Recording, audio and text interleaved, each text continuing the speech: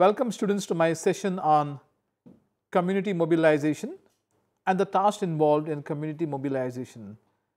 My name is Russell D'Souza and I work as assistant professor at Nirmala Institute of Education, which is a college of teacher education in the state of Goa. To begin with, let us look at the outline. So, the very first thing that we will look at is what is the basis for a community mobilization initiative. The second aspect is the steps involved in community mobilization, and the third one is an illustration. So, to begin with, when we look at planning and implementation of a community mobilization initiative, there are certain questions that we need to answer, and these questions are very pertinent for us. For instance, where is the community? Now, for a teacher, that is you or me, the community is the place where the school is located. Now, the next question before us is, what are the pressing issues of this community? We need to understand that every single community has issues at hand.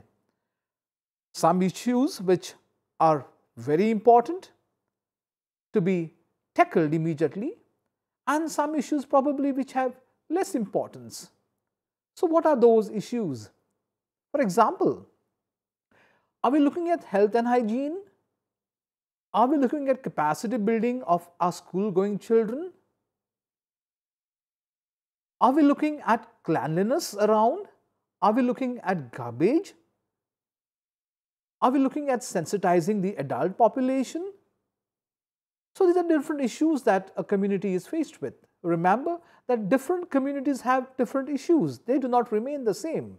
Yes, to some extent there would be some commonality, but largely they would be different. So, what needs and opportunities does the community most want to pursue first or urgently? So, from these issues that I mentioned, which is that issue or issues that the community wants to look at immediately? That's the urgent issue.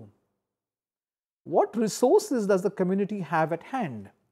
That's another very important question that we as community mobilizing agents need to know. What strategies and activities will move the community from where it is to where it wants to be? So, what are those strategies and activities? Again, I want to come in and say that the strategy that you use for mobilization in a particular community may not work in another community, because communities are different. They have their own peculiar identity, and so strategies that are used in one place may not work.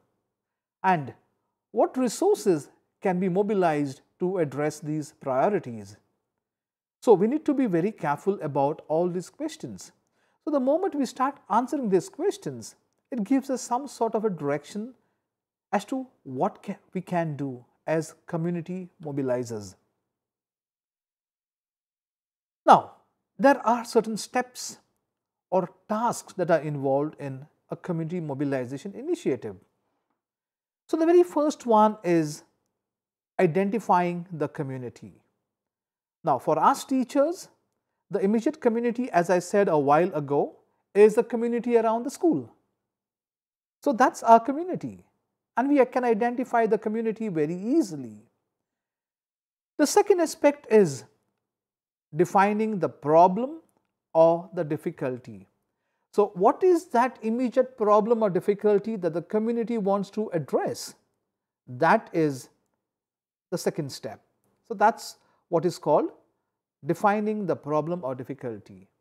The third aspect concerns identifying resources that are available in the community.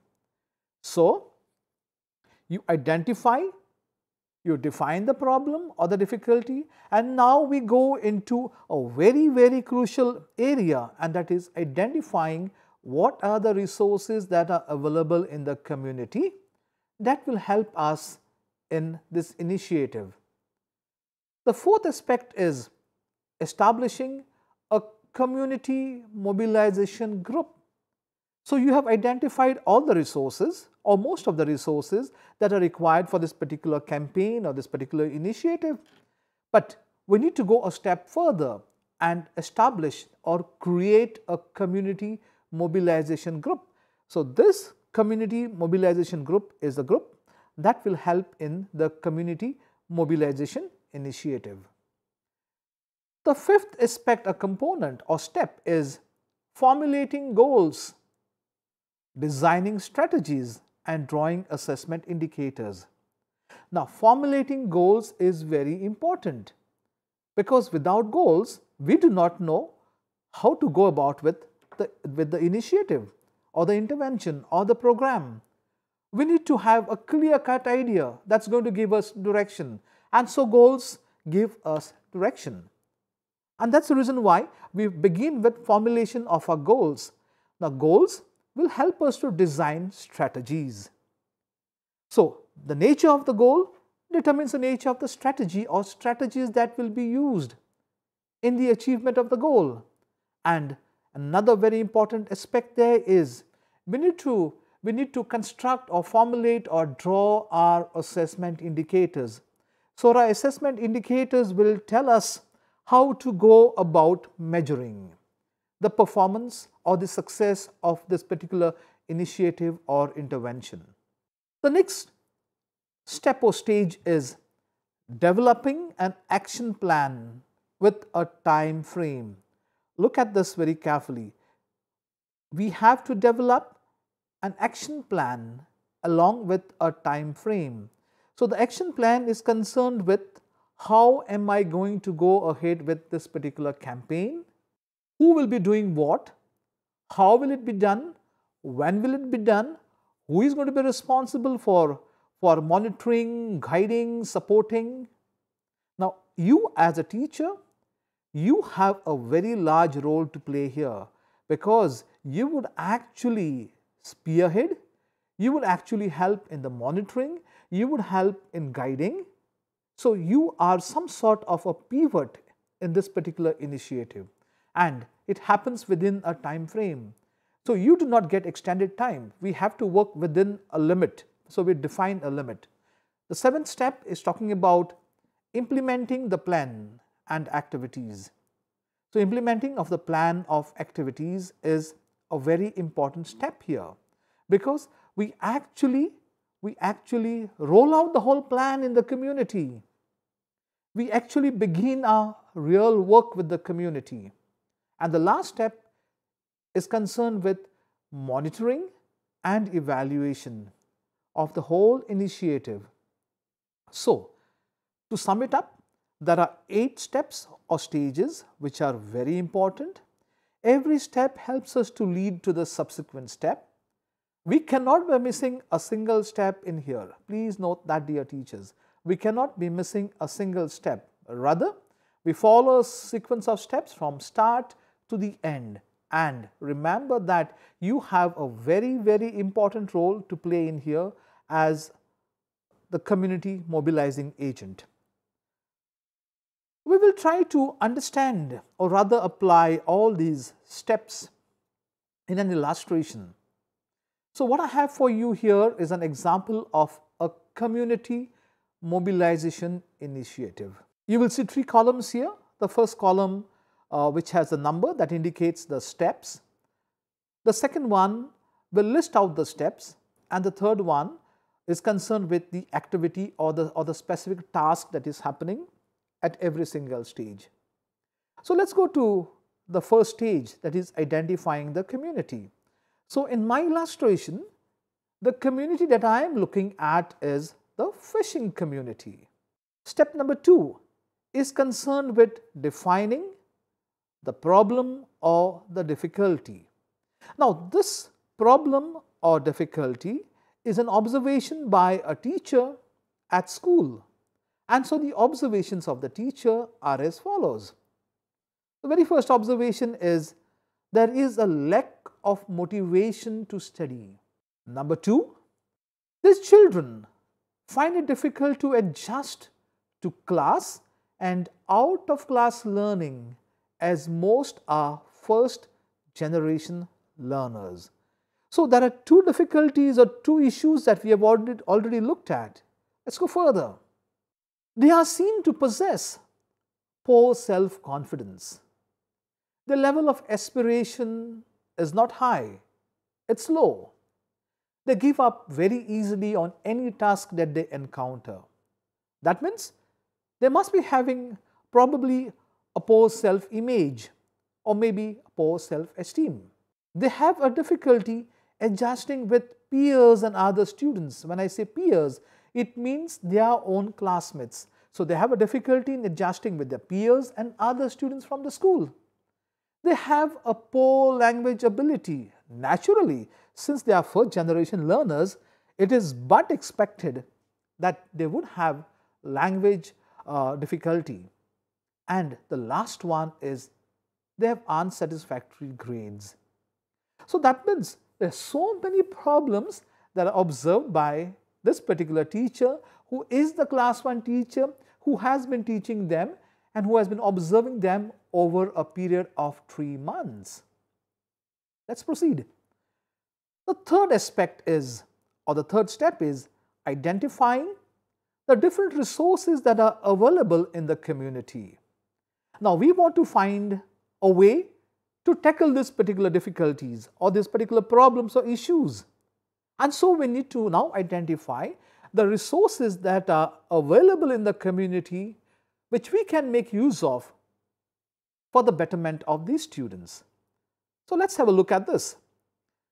So we look at teachers from the same school, and we can also make use of teachers from the neighboring school or the neighborhood. Now when I say teachers from the neighborhood, I just don't pick any teacher and bring them to my school or maybe make them a part of this initiative. I would look at a quality teacher who has competence in helping such type of children. And teachers from the same school because the child has a rapport with the teacher or teachers in the school. The second one is parents. Not any parents, but parents who are receptive parents and who belong to the same community. Now why? Because these parents would actually work with the actual parents of the children who are found to have this difficulty. The third one is learning facilitators from the same community who are pursuing higher education or are employed. So when I look at learning facilitators, these are people from that same community, the fishing community, who have probably excelled or who are doing well, or who may have gone into technical education and got a degree probably, or maybe who are employed somewhere or maybe self-employed, but definitely people who have gone beyond their difficulties and achieved some amount of success. Why? Because these people can be used as role models for these children who have a difficulty. The next one is the material support. Definitely we require a lot of material support, and this support would be by way of audio-video materials, films, and so we need to look at the community and see if at all something is there. If not, we would need to source it from another community. The next aspect is the area around the school campus may be required for recreation and team building games and other activities. So if at all the school does not have a big campus or it does not have a playground around it, we can look at vacant land in the community that can be made use of for these initiatives. You may need to get permission, definitely, but for the good of the children, definitely anybody in the community would be willing to offer support. The next one is support from a D.El.Ed faculty member who lives in the vicinity of the school. So there is a D.El.Ed faculty member who lives in and around the school, so we can make use of this faculty member as well. And then we also have the village education committee members who can also be roped in to support this initiative. So learners, if you have been very careful, we have looked at a number of resources from the community that can actually be pulled. Now, the question before us is, do we make use of all the resources or most of the resources? Well, it depends. It depends on what are our goals that we want to achieve. So, the next very important thing is establishing a community mobilization group. So, based on the identified resources that we have seen in the previous step, that's step number 3, a community mobilization group is created by the same teacher who has observed that the children have a difficulty. Now, this group will comprise the identified resources, and this teacher who has actually created this mobilization group has to maintain a constant dialogue with the different resources from the community, particularly the human resource, and also to get the material resource together. So, if you look very carefully, the role of the teacher is just not to create a mobilization group, but the teacher has to drive it. The teacher has to synchronize it. So, if the teacher is not active, then we very well know what will happen to the mobilization group. The next step is formulating goals, designing strategies, and drawing assessment indicators. Now, the mobilized group has to write SMART goals. I repeat, SMART goals for each area where improvement is needed. For example, we know that improvement is needed in so many areas because the teacher has identified a couple of areas where students face difficulties. So, which are the areas where they need improvement? So, the areas are these: increase learner motivation. Second one is developing the learner an ability to engage actively in learning. The third one is develop an ability to work with peers and other learners. The fourth one, develop proficiency in language for effective communication. So, develop proficiency in language for effective communication. The next one is improve their achievement in the different school subjects. And the last one is facilitate development of language for knowledge acquisition. So, a question before us is, what do we mean by SMART goals? So, SMART goals are defined as goals with specific criteria, very specific, which are remembered easily by using the acronym SMART, SMART. So, S refers to specific. Specific means the goals are very clear and extremely concise. M stands for measurable. That is the ability to track the progress of the learners as they become a part of the intervention program. A stands for achievable. That is goals that can be achieved. R stands for relevant. Relevant to what you want to be achieved. And T stands for timely. That is a time frame that is attached to the goal for its completion. So, if we are going to write our goals, then our goals need to be SMART. So, it's only when our goals are SMART, they give us direction. So, if our goals are not SMART, they will not give us direction. So, as teachers, how do we go about writing our goals is a very important question before us. Let us consider an illustration. Let us look at this particular goal. That is to develop proficiency in language for effective communication. And this is one of the issues which the teacher has observed, because the children do not have proficiency. And so, the goal is to develop proficiency in language for effective communication.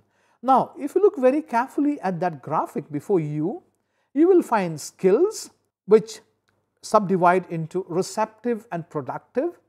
And under receptive, you have listening and reading. And under productive, you have speaking and writing.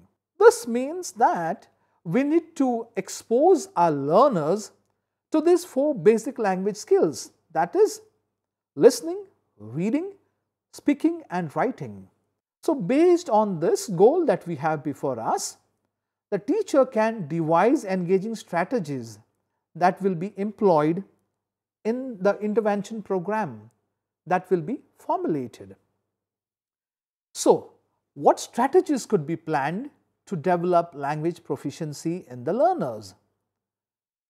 So, the very first strategy is expose the learner to listening. You want to develop their listening ability? Then use the strategy of multimedia, make use of movies, get them to listen to news, get them to listen to conversations, maybe recorded conversations or maybe your conversation with another person. Let them listen. Talks, maybe by teachers from the same school, maybe by teachers from the community, or maybe you invite somebody from the community, because if you want them to develop the skill of listening, then they have to listen. The second one is you want to develop the competency, that is a speaking competency, that expose them to speaking. Make use of vocabulary. Engage them in conversation. Let them converse with you. Let them converse with their peers. Engage in language games, role plays, plays. So in other words, we will make use of the strategy that is known as the LSRW strategy. That is listening, speaking, reading and writing. So LSRW strategy. How will the achievement of the learners be determined? So what are the indicators against which performance mapping will be done? So if I am looking at listening, then my indicators would be as follows. Listens to English words and sentences used in class and responds in home language or English. For example, words like self, family, friends, brother, vegetables, names of animals. The second one is follows a story and is able to respond to simple questions that are based on the story. So the child listens and the child is able to tell you what he has listened. Follows simple greetings and polite forms of expression in English. For example, how are you? What is your name? Where do you live? Associates objects or persons to words that he hears. And the last one is enjoys rhyme and rhythm of poems and participates joyfully by singing aloud. So the child listens to rhyme and rhythm and he participates joyfully. And when we look at speaking, the indicators would be as follows. He is able to tell about himself through simple sentences. Narrates experiences that he has experienced, that those are called self-experiences, or incidents or stories. Transcodes information from visual to the verbal form and from verbal to the visual form. The sixth step, that is concerned with developing an action plan with a time frame. So every activity that is planned must have a time frame to be implemented and evaluated. So a time frame to execute the plan of activities must be meticulously designed. So you require a time frame, a timetable. Without a timetable, it is very, very difficult to execute because you never know how much time you require for what. The seventh step is concerned with implementing the plan of activities, that is capacity building. So capacity building must develop and strengthen the capacities of the learner, and at this point of time, the action plan is put into practice. So whatever is your action plan, that is put into practice, and now the intervention program starts. So as a teacher who is a part of this intervention program, you have to liaise with every single resource. You have to connect with every single resource and person so that you are on schedule. The eighth step is concerned with monitoring and evaluation. So this is a process that closely looks into what is done, who has done, how was it done, How else could it be done? So every aspect of the intervention program is followed very, very closely. Thank you.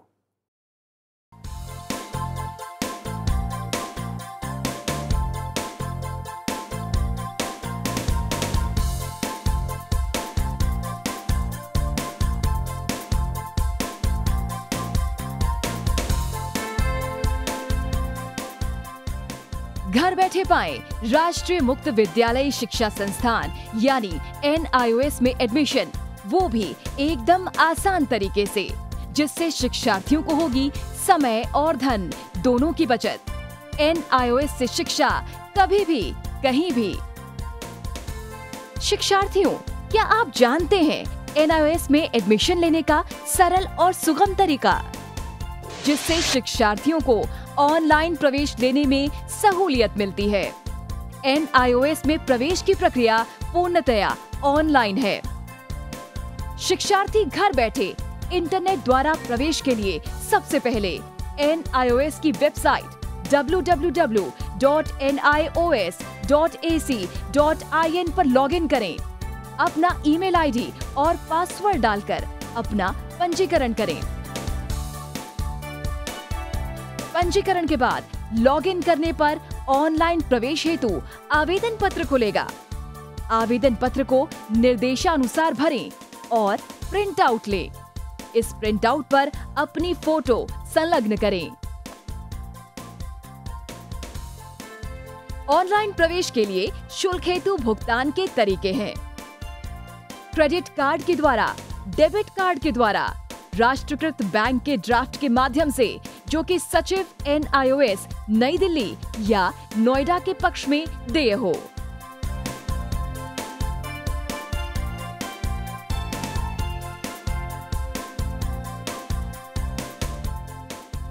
भरे हुए आवेदन पत्र के साथ साथ demand draft और संलग्न किए जाने वाले दस्तावेज हैं: जन्म रजिस्ट्रार के जिला कार्यालय से जारी जन्म प्रमाण पत्र की सत्यापित प्रति, जिसमें जन्म तिथि अंकित हो, पिछले विद्यालय से प्राप्त विद्यालय छोड़ने का प्रमाण पत्र, जिसमें आवेदक की जन्म तिथि लिखी हो। प्रवेश फॉर्म का प्रिंट आउट NIOS के संबद्ध क्षेत्रीय केंद्रों पर 10 दिनों में पहुंच जाना चाहिए, अन्यथा उचित दस्तावेज न लगे होने पर आवेदन फॉर्म रद्द किया जा सकता है। प्रवेश प्रक्रिया की पुष्टि होने के बाद शिक्षार्थियों को परिचय पत्र व अध्ययन सामग्री डाक द्वारा तुरंत पहुंचाई जाती है। ऑनलाइन प्रवेश एक बहुत ही सुगम और सुविधाजनक प्रवेश प्रणाली है। Online on time for safe and secure admission.